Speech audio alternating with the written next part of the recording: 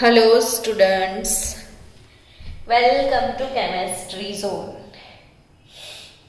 હવે નવા ચેપ્ટરની શરૂઆત તરફ આગળ વધવાનું છે. આજે ક્યારના તમે રાહ જોતા હતા ને યુનિટ 12 ની એલ્ડિહાઇડ કીટોન અને કાર્બોક્સિલિક એસિડ પ્રસ્તાવનાથી ચેપ્ટર શરૂ કરી લઈએ.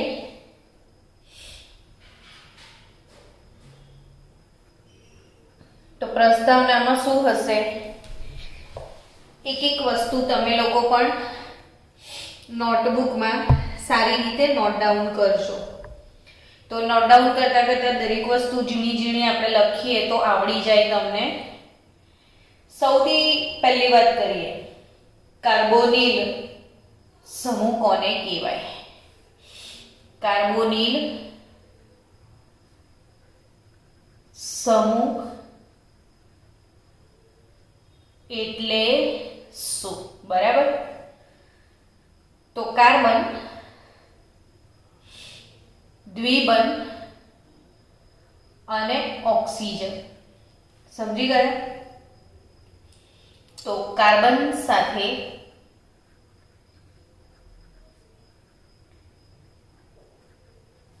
દ્વિબંધથી ઓક્સિજન જોડાયો હોય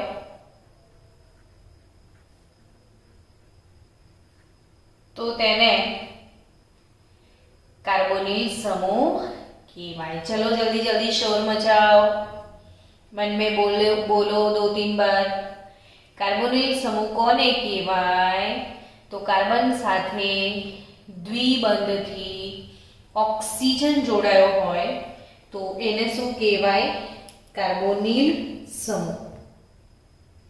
હવે બાળકો સૌથી પહેલી વાત કરીએ તો આલ્ડીહાઇડ. દરેકે દરેક ક્રિયાશીલ સમૂહ એને શું કહેવાય છે?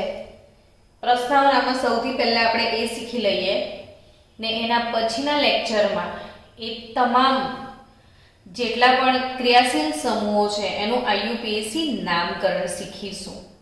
કારણ કે ચેપ્ટરનો પાયો જ નામકરણ છે. જ્યાં સુધી તમને બંધારણ નથી આવડતા, એના નામ નથી આવડતા, ત્યાં સુધી ઓર્ગેનિક કેમિસ્ટ્રીને સમજવું એટલું બધું સહેલું નથી. તો આલ્ડીહાઇડ શું હોય? તો કાર્બોનિલ, કાર્બન પહેલા લખી દેવાનો છે. કેટલી બધી વાર આપણે કાર્બોનિલ સમૂહ લખીશું એટલે તમને 100% પ્રિપેર થઈ જ જવાનું છે કે આ મેં શું લખ્યું? Carbonyl carbon.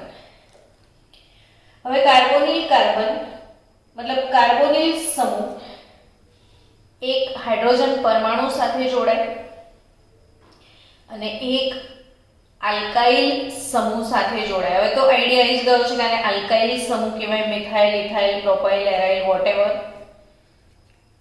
તો આલ્ડીહાઇડ કોને કહેવાય? કે જેમાં કાર્બોનિલ સમૂહ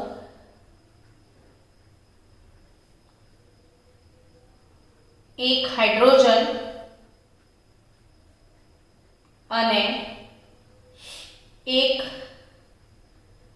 આલ્કાઇલ સમૂહ સાથે જોડાયો હોય એને આલ્ડીહાઇડ ક્રિયાશીલ સમૂહ કહેવાય. તો આલ્ડીહાઇડ ક્રિયાશીલ સમૂહ એટલે તમે સમજી ગયા. ચલો આગળ વધીએ. આલ્ડીહાઇડ પછી કીટોન. કોને કીટોન કહીશું એ સમજીએ. તો ફરીથી કાર્બોનિલ સમૂહ તમારે લખવો પડશે. C double bond O carbonyl સમૂહ. પણ જ્યારે કાર્બોનિલ સમૂહ એ બંને બાજુ R થી જોડાયો હોય, ડિફરન્સ જો, એક બાજુ હાઇડ્રોજન એક બાજુ R, બંને બાજુ R, તો જેમાં કાર્બોનિલ સમૂહ એક આલ્કાઇલ અને એક એરાઇલ અથવા આ આર અથવા એરોમેટિક હોય એરાઇલ તો AR, અહીંયા R1 અને R2 સમાન પણ હોઈ શકે, R1 અને R2 અસમાન પણ હોઈ શકે. એ જ રીતે AR ની પણ વાત, AR1 AR2 તો એ કીટોન કહેવાય. કીટોન પછી નેક્સ્ટ ક્રિયાશીલ સમૂહને ડિસ્કસ કરીએ તો કાર્બોક્સિલિક એસિડ, કાર્બોક્સિલિક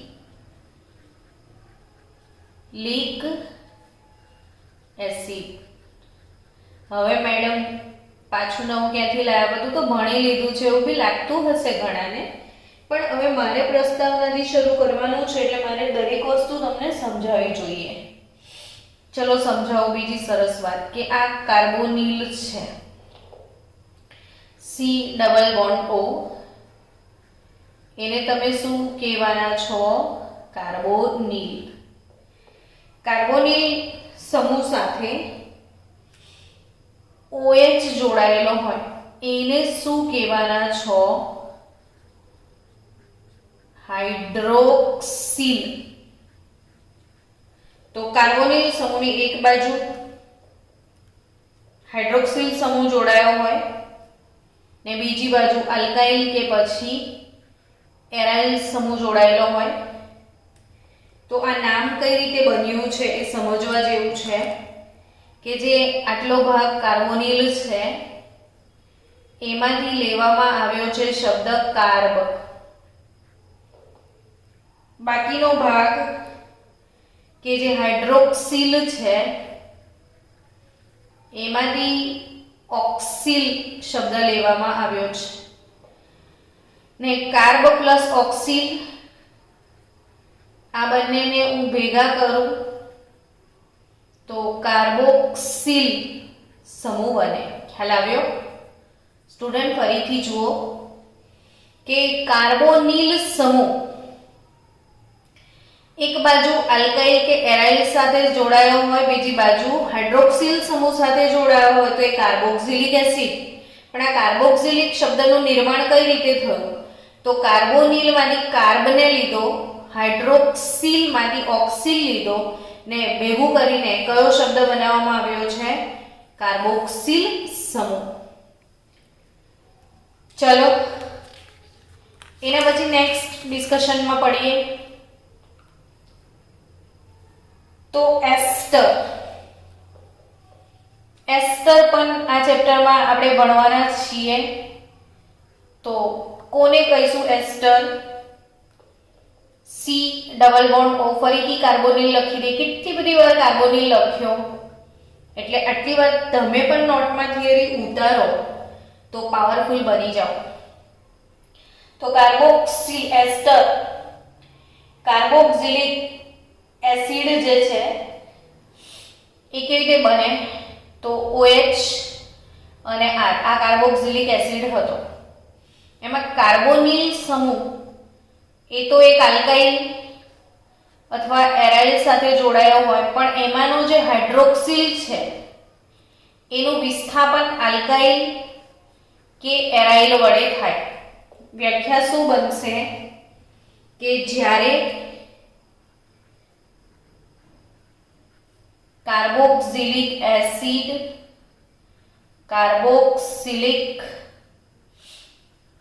એસિડના હાઇડ્રોક્સિલ સમૂહના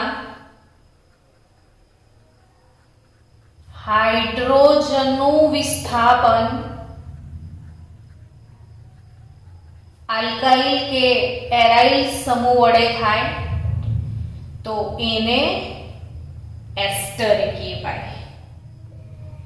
એસ્ટર પછી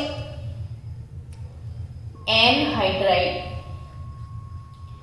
એનહાઇડ્રાઇડ ક્રિયાશીલ સમૂહ કોને કહીશું? તો કે જો એસાઇલ સમૂહ વડે વિસ્થાપન કરવામાં આવે, કાર્બોક્સિલિક એસિડની જ વાત છે, બધા કાર્બોક્સિલિક એસિડના વ્યુત્પન્નો છે કે RC ડબલ બોન્ડ O, પછી અહીં આગળ O અને પછી H હોય છે, પણ એ જે H છે એનું વિસ્થાપન એસાઇલ સમૂહ વડે થાય, અને એ બહાને તમને એસાઇલ સમૂહ કોને કહેવાય એ આવડી જશે કે RCO, આને એસાઇલ કહેવાય. RCO એને શું કહેવાય? એસાઇલ. બાળકો, એસ્ટર છે, આ ઉપરનો એસ્ટર, હવે કાર્બોક્સિલિક એસિડમાંથી જ એસ્ટરનું નિર્માણ થયું હતું. એ જ કાર્બોક્સિલિક એસિડના હાઇડ્રોજનનું વિસ્થાપન એસાઇલ સમૂહ વડે થાય ને. એસાઇલ એટલે શું? તો COR. ફરીથી જો આટલો ભાગ શું કહેવાય? એસાઇલ. તો RCO આ પણ એસાઇલ જ છે, આ પણ એસાઇલ છે, તો RCO OCO. આપણે વારંવાર એવું કહેતા હતા CO OCO. RCO RCO twice O, તો એ એસિડ એનહાઇડ્રાઇડ કહેવાય. ત્યારબાદ એસિડ ક્લોરાઇડની ડિસ્કશન કરીએ.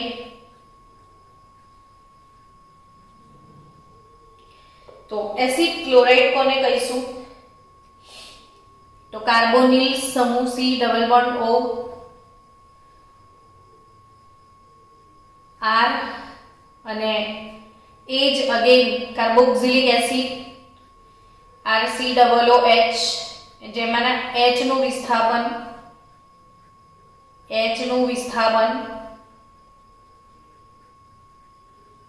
OH આખો લેવો પડશે આપણે અહીંયા. H નું નહીં, કોનું વિસ્થાપન કરાવીશું? OH નું વિસ્થાપન હેલોજન વડે એટલે કે ક્લોરીન વડે કરી દીધું. જો સમજો ફરીથી કે આ C double bond O R OH carboxylic એસિડનું વિસ્થાપન હેલોજન વડે થાય તો RCOCl મળે, જેને કયો ક્રિયાશીલ સમૂહ કહેવામાં આવે છે? Acid chloride. કયો ક્રિયાશીલ સમૂહ કહેવાય છે? Acid chloride. ચલો બાળકો, એસિડ ક્લોરાઇડ પછી થાકી ગયા ને? તો હજી વાર છે. એસિડ એમાઇડ બાકી છે. તો આ વળી એમાઇડ શું છે? તો કે એ પણ કાર્બોક્સિલિક એસિડનું જ વ્યુત્પન્ન છે. R C double bond O, પણ OH નું વિસ્થાપન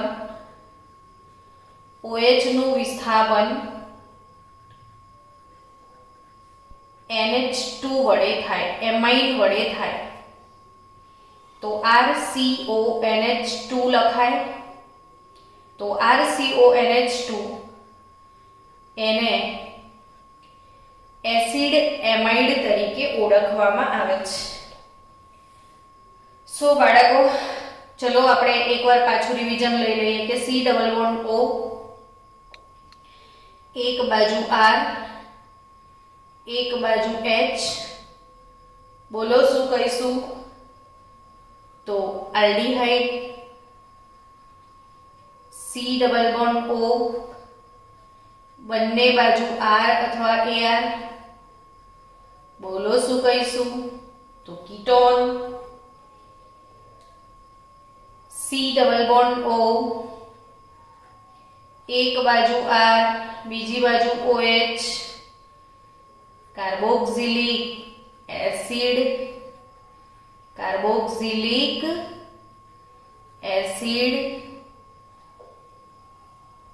C ડબલ બોન્ડ O, એક બાજુ R, બીજી બાજુ NH2, તો શું કહીશું? Acid amide.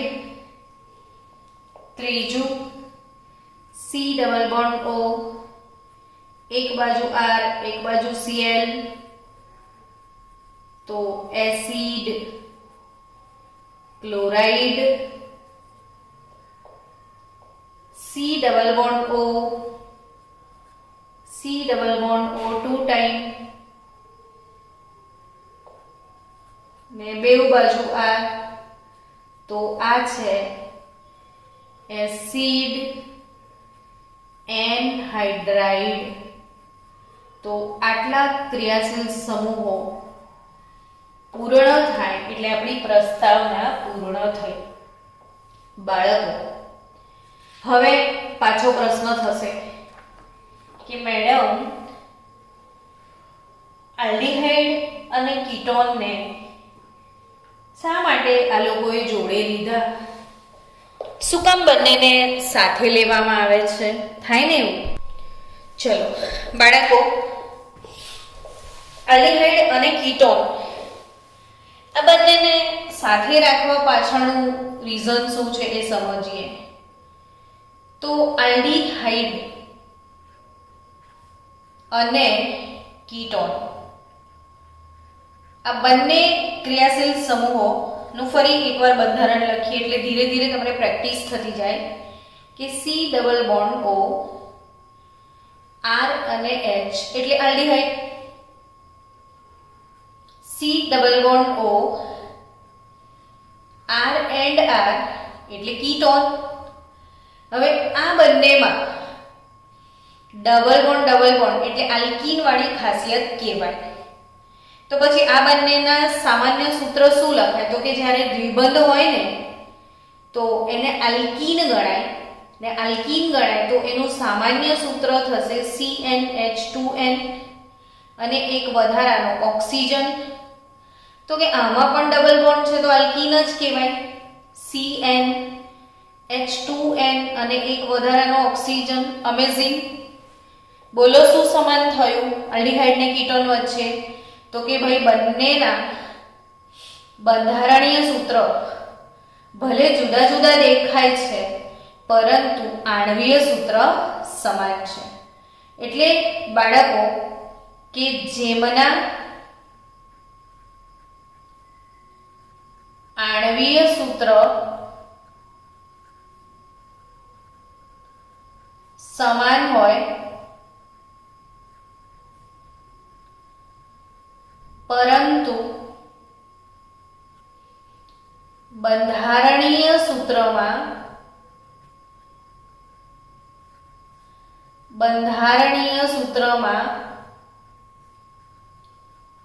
ક્રિયાશીલ સમૂહ જુદા જુદા હોય, ક્રિયાશીલ સમૂહ જુદા જુદા હોય તો તેમને એકબીજાના ક્રિયાશીલ સમૂહ સમઘટકો કહેવાય. મારી સાથે સાથે તમે પણ આ વ્યાખ્યા લખી રાખજો બાળકો કે આલ્ડીહાઇડ અને કીટોન આ બંનેમાં આણ્વીય સૂત્ર સમાન છે પરંતુ બંનેના બંધારણીય સૂત્રમાં ક્રિયાશીલ સમૂહ જુદા જુદા છે. એટલે આલ્ડીહાઇડ અને કીટોન બંને એકબીજાના ક્રિયાશીલ સમૂહ સમઘટકો છે. જેમ કે દાખલા તરીકે તમારી પાસે સૂત્ર હોય C3H6O. કયું સૂત્ર છે? C3H6O. તો C3H6O માટે આ ત્રણ CnH2nO એને અનુસરે છે. જુઓ કે અહીં જેટલા કાર્બન છે એનાથી બમણા હાઇડ્રોજન છે, કાર્બનથી બમણા હાઇડ્રોજન છે. તો CnH2nO ને ફોલો કરે છે એટલે ઓબ્વિયસલી આલ્ડીહાઇડ અને કીટોન બંને આમાં હોઈ શકે. તો હવે ત્રણ કાર્બન C3 ત્રણ કાર્બન વાળો આલ્ડીહાઇડ તો CH3 CH2 CHO બની શકે. 3 ને 5 ને 1 6 એક ઓક્સિજન. या ત્રણ કાર્બન વાળો કીટોન બનાવવો હોય તો CH3CO CH3 બની શકે. તો C3H6O બંને ફોલો કરે છે C3H6O ને, यानी कि C3H6O એ 1 2 ને 3 પ્રોપેનાલ અને આ છે પ્રોપેન ટુ ઓલ. બાળકો આનો મતલબ એવો થાય છે પ્રોપેનાલ અને પ્રોપેન ટુ ઓલ. તો આનો મતલબ એવો થયો કે C3H6O ને કુલ બે સમઘટકો છે, એક પ્રોપેનાલ અને બીજું propane two ol. Propane two one. તો કીટોન અને આલ્ડીહાઇડ બંને એકબીજાના કયા સમઘટકો છે? ક્રિયાશીલ સમૂહ સમઘટકો. તમારું એક હોમવર્ક જે અવશ્ય તમે મને કરીને મોકલજો. આપણે C4 લઈએ, C4H8O ને C5H10O. આના સમઘટકોની સંખ્યા, આ બંનેના સમઘટકોની સંખ્યા અને સમઘટકો દોરીને સંખ્યા કાઢજો ને એ હોમવર્ક અવશ્ય કરજો ભૂલ્યા વગર. પણ જો આવું ના હોત બાળકો, CN H2N+2O ફોલો કર્યું હોત, યાની કે C3 તો H કેટલા? તો 6 + 2 8O હોત તો શું હોત? તો આલ્કોહોલ. અને આલ્કોહોલનો ક્રિયાશીલ સમૂહ સમઘટક ઈથર હોત. સમજ્યા તમે?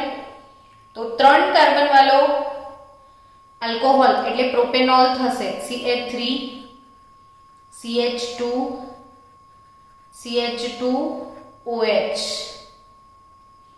તો 3 + 2 5 + 2 7 + 1 8 થયું પ્રોપેનોલ.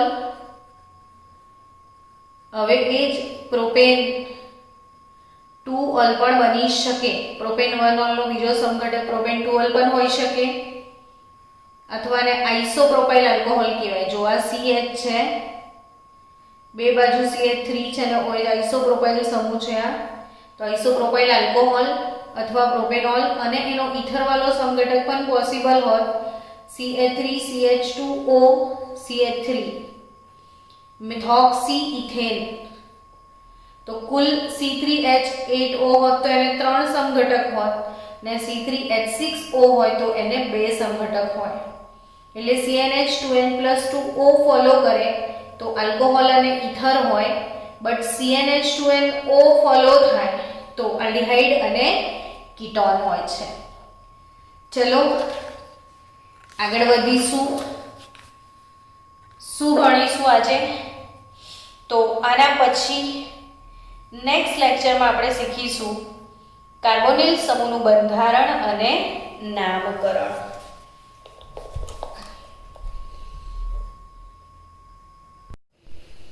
હેલો વિદ્યાર્થી મિત્રો, યુનિટ 12 એમાં પ્રસ્તાવના આપણે શીખી ચૂક્યા છીએ ને પ્રસ્તાવના પછી આપણો લેક્ચર નંબર 2 છે આજે. Welcome to chemistry concept. Conceptual chemistry એ જ આપણો ગોલ છે. તો આપણે ધીરે ધીરે દરેક કન્સેપ્ટને સમજવાનો ટ્રાય કરીએ. આજનો ટોપિક છે કાર્બોનિલ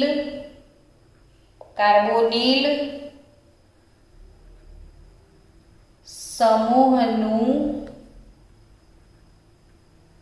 બંધારણ.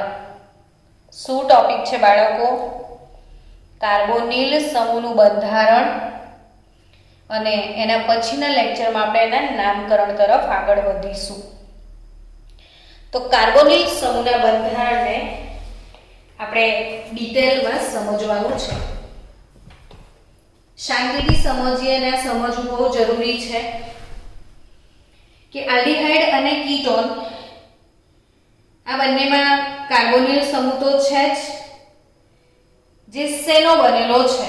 તો કે C જોડે દ્વિબંધથી ઓક્સિજન જોડાયો હોય તો આપણે એને કાર્બોનિલ કહીએ છીએ.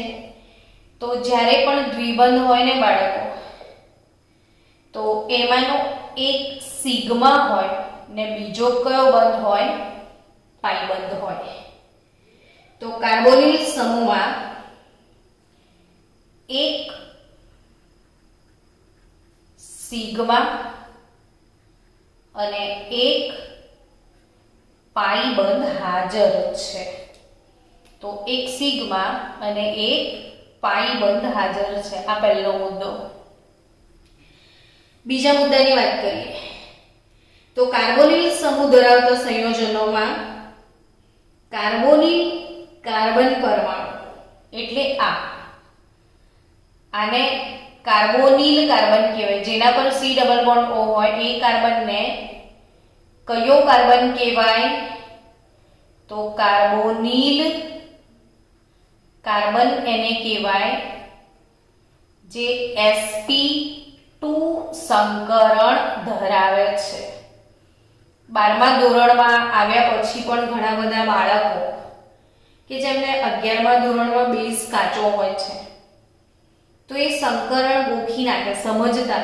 બાળકો એક વસ્તુ સમજો, જ્યારે કાર્બન અને કાર્બન એ તમામ સિંગલ બોન્ડ સાથે જોડાયેલો હોય, બધા જ એક બંધ હોય તો sp3 સંકરણ ગણવાનું. જ્યારે દ્વિબંધ હાજર હોય તો sp2 સંકૃત કાર્બન કહેવાય ને જ્યારે એ ત્રિબંધમાં હોય ત્યારે sp સંકૃત કહેવાય. આ ખાસ અવશ્ય ભૂલ્યા વગર. સિંગલ બોન્ડેડ હોય તો sp3, ડબલ બોન્ડથી જોડાયો હોય તો sp2 સંકરણ અને ત્રિબંધથી જોડાયો હોય તો એ sp સંકરણ. ધારો કે આ રીતના લખેલું છે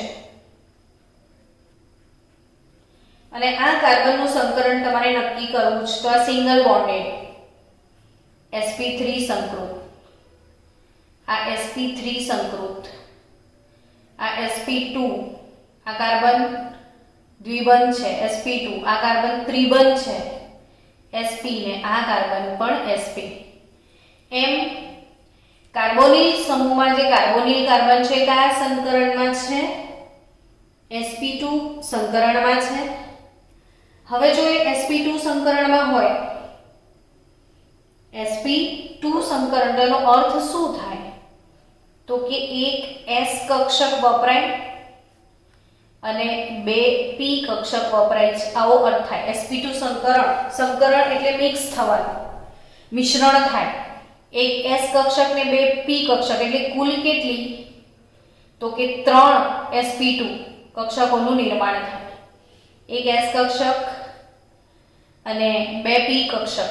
s કક્ષક આવી ગોળ દડા જેવી હોય ને p કક્ષક આવી રીતે ડંબેલ આકારની હોય. તો એક આ s કક્ષક છે અને આમાં બે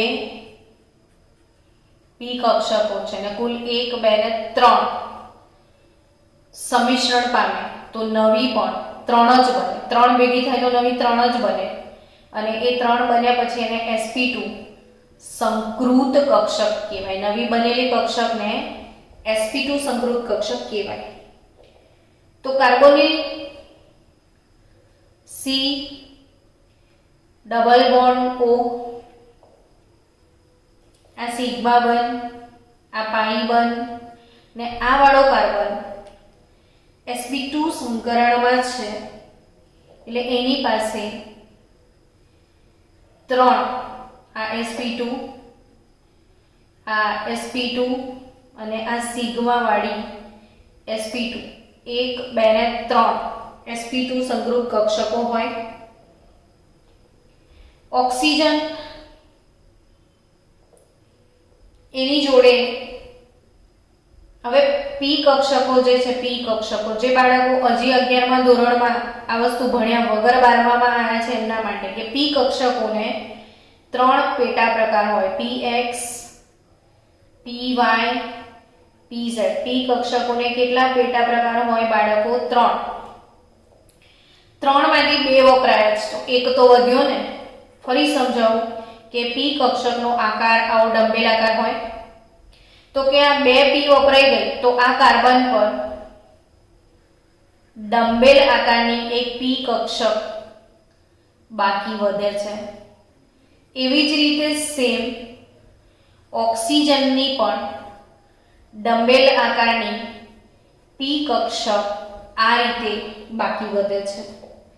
હવે વિદ્યાર્થી મિત્રો સમજો કે જ્યારે એક પી કક્ષક સાથે બીજાની પી કક્ષકનું સંમિશ્રણ થાય, આ પી સાથે બીજા પી નું સંમિશ્રણ થાય, તો આટલો જે ભાગ છે એ એકબીજામાં મિશ્ર થઈ જાય અને મિશ્ર થઈને ઉપરનો ભાગ આ રીતે મળશે ને નીચેનો ભાગ આવો થઈ જશે અને વચ્ચે ખાલી પોર્શન આવી જશે, નોડ.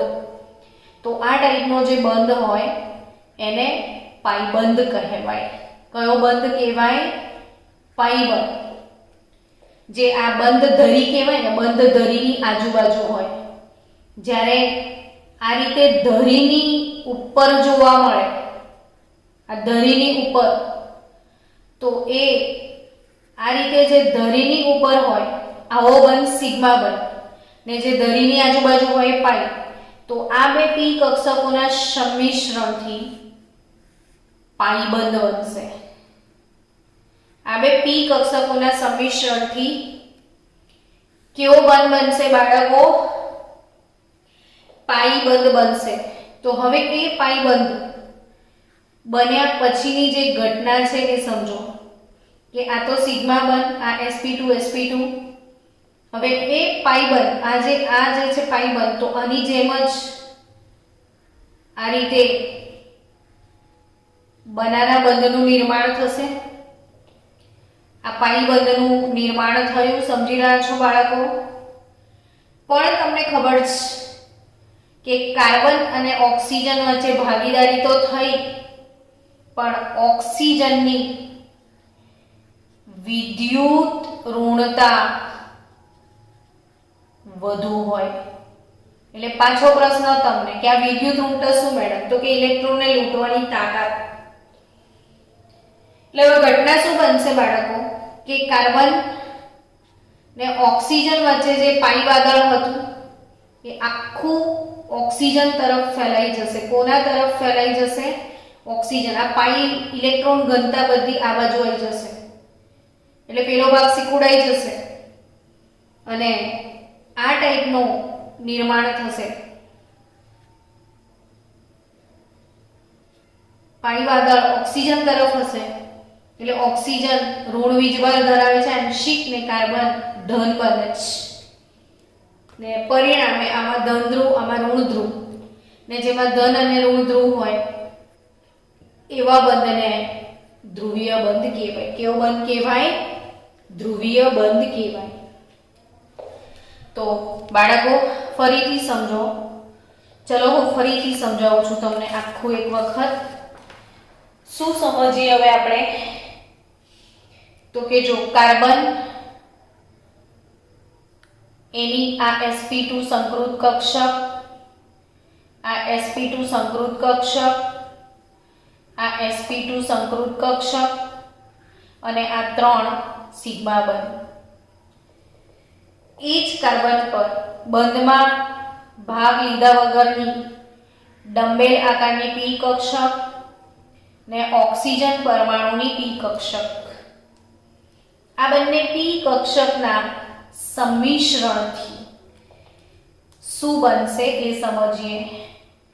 તો કાર્બનના આ 3 સિગ્મા બંધ તો છે જ, પણ આ બંને એકબીજા સાથે માથાથી માથું જોડાઈ ને આવી રીતે પાઈ બંધનું નિર્માણ કરે.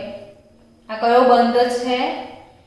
પાઈ બંધ. પરંતુ બાળકો ઓક્સિજનની વિદ્યુત ઋણતા બહુ જ વધારે છે, એટલે અહીંથી બધા જ ઇલેક્ટ્રોન આ હિસ્સામાં આવી જાય, એટલે આ વાદળ સિકુડાઈને નાનું થઈ જાય અને ઓક્સિજન તરફનું વાદળ એ વધારે મોટું થાય એટલે બંધ ધ્રુવીભૂત બને.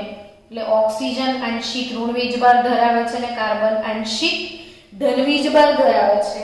એટલે એ જ સમજવાનું છે કે આ CO બંધ નો સ્વભાવ કેવો છે?